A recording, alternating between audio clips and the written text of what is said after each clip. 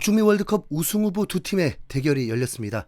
F조 네덜란드 대 일본, FIFA 랭킹 8위 네덜란드 대 18위 일본, 한국의 영웅 히딩크의 나라 반더벤의 네덜란드 대 일본.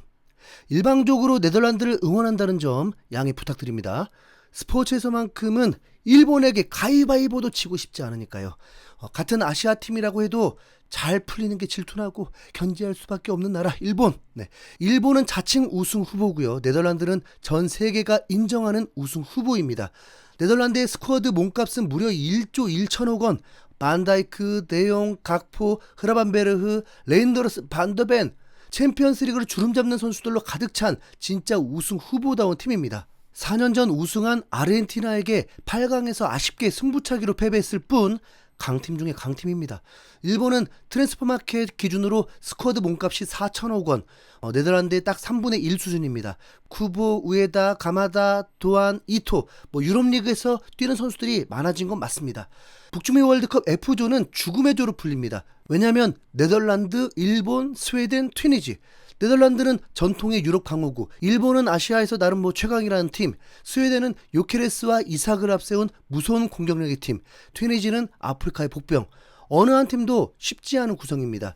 조별리그부터 사실상 토너먼트나 다름없는 싸움이 벌어지는 이유입니다.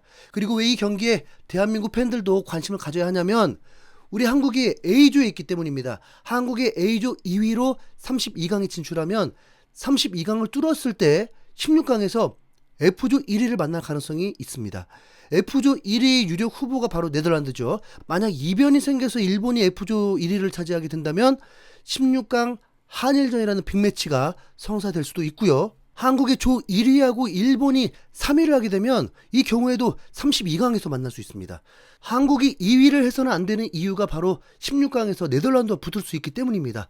어떤 팀을 만나도 왜 그런지 네덜란드는 정말 붙고 싶지 않습니다. 개인적으로 잉글랜드보다 네덜란드가 더 무서워요.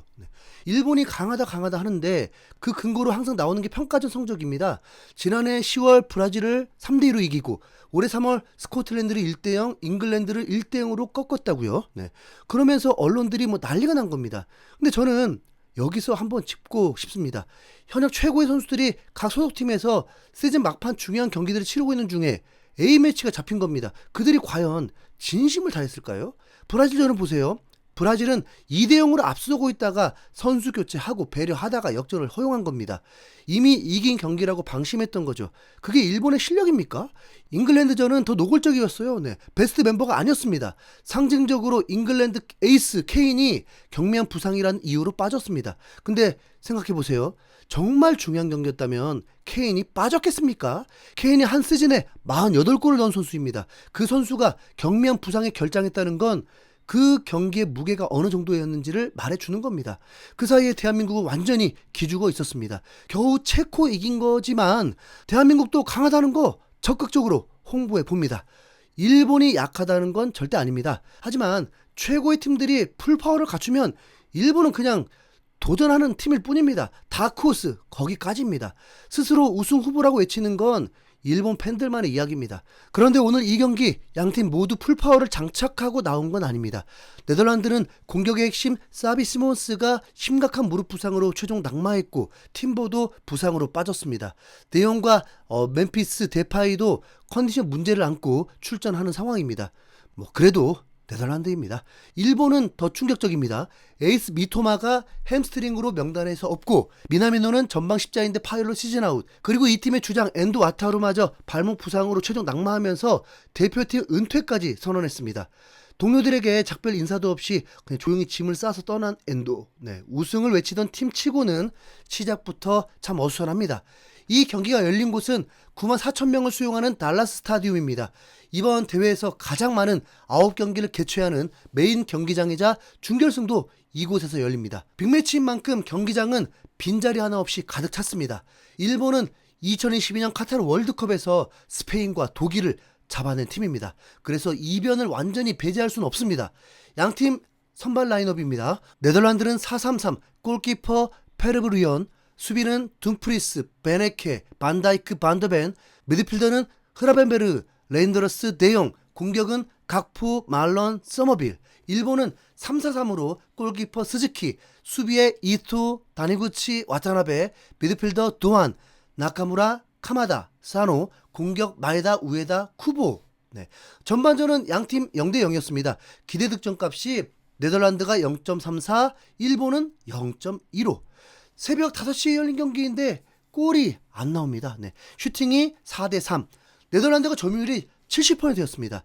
일본이 맞불 작전을 할 거라고 생각하지는 않았지만 이 정도로 밀릴 줄은 몰랐습니다. 네. 일본의 조직력이 그나마 버텼습니다. 전반 3분에 말런이 페널티 박스 정면에서 등진 상태로 경합을 이겨내고 날카로운 슈팅을 때렸습니다. 그나마 골키퍼 스즈키 선방. 일본은 시작부터 위기였습니다. 그리고 전반 30분에 둠프리스가 페널티 지역 오른쪽을 빠르게 돌파하면서 강력한 슈팅을 날렸지만 골대 위로 빗나갔고, 전반 34분에 코너킥 상황에서 레인더러스의 크로스를 말런이 헤더로 연결했지만 스즈키가 또 다시 막아버렸습니다. 계속 밀리던 일본이 전반 막판에 두 차례 반격을 시도했습니다. 전반 43분 나카무라의 슈팅이 살짝 빗나갔고, 전반 45분 우에다가 수비진 사이를 뚫고 들어가서 슈팅을 때렸지만 이번엔 역구물을 맞았습니다. 기대 득점 네덜란드가 0.34, 일본 0.15. 지표는 네덜란드의 우세를 말하고 있지만 스즈키 선방과 일본의 조직력이 그래도 간신히 0-0을 지켜낸 전반이었습니다. 일본 분위기 삭막할 거라고 봅니다. 그리고 진짜 네덜란드는 더 만나고 싶지 않네요. 그런데 어떻게 보면 일본이 랭킹 8위를 상대로도 무실점으로 막은 것 자체가 잘한 것도 맞죠. 네덜란드 실망이야. 후반전 이 경기가 흥미가 더해졌습니다. 후반 5분 만에 네덜란드가 득점이 폭발합니다. 오른쪽에서 날아온 크로스에 반다이크가 헤딩으로 파포스트로 굴러들어가면서 골키퍼가 막을 수가 없었습니다. 월드컵 자칫 무득점 경기가 나올 뻔했는데 네덜란드가 해결을 해주네요. 그런데 일본 제발 망해라 했지만 일본이 그냥 당하고만 있진 않았습니다. 전반전에 결정적인 슈팅을 놓친 나카무라가 0점을 잡는 중이었나봐요. 박스 바로 밖에서 반박자 빠른 강력한 슈팅이 골키퍼를 멍하니 서게 만들고 동점골이 터졌습니다. 너무 순식간이었습니다. 네덜란드가 자존심 상할 뻔했는데 바로 6분 후에 나카무라보다 더 퀄리티 높은 슈팅으로 환상적인 가마차기 골이 터집니다. 득점한 선수는 네덜란드의 신예 서머빌. 땡큐. 반더벤이 풀백으로 출전해서 일본 선수를 완전 접어버리고 아주 보기 좋아요. 그런데 일본이 후반 43분에 극적 동점골을 터뜨립니다. 그것도 이 장신팀의 반다이크 반더벤이 버티는데 세트피스 헤딩골을 넣어버렸습니다. 이러면 비교도 일본의 기세가 더 올라가는데요. 네덜란드가 지키려다가 당합니다. 실제로 네덜란드는 85분 이후에 실점이 많은 팀이라고 합니다. 진작에 좀 얘기해주지. 좀 일본 무승부. 아시아팀의 무패가 계속 이어집니다. 저는 그래도 어차피 강팀들 만날 거 한일전이 돼버리면 좋겠습니다. 이상 흰수염고래였습니다. 감사합니다.